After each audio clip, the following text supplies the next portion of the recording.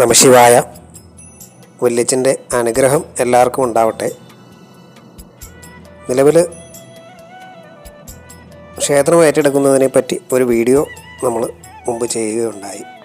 ക്ഷേത്രം ഏറ്റെടുക്കുന്നത് മഠത്തിനൊരു കാരണവശാലും ധനം സമ്പാദിക്കുന്നതിനോ മറ്റ് ഉപാധികൾക്ക് വേണ്ടിയോ അല്ല.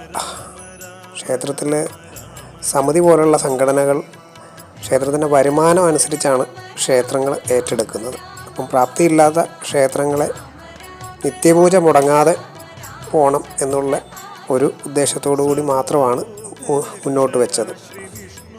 നിലവിൽ ശാന്തിമാരം ഉള്ളത് കൊണ്ട് അവർക്ക് ഒരു തൊഴിൽ എന്നുള്ള നിലയിലും ആ ക്ഷേത്രത്തിനെ ഉയർത്തുക എന്നുള്ള നിലയിൽ മാത്രമാണ്. അതിൻ്റെ ഓണർഷിപ്പോ അങ്ങനെയുള്ള കാര്യങ്ങളൊന്നും നമ്മൾ മഠം ആവശ്യപ്പെട്ടിട്ടില്ല. അതിൻ്റെ നടത്തിപ്പ് മാത്രമേ ആവശ്യപ്പെട്ടിട്ടുള്ളൂ.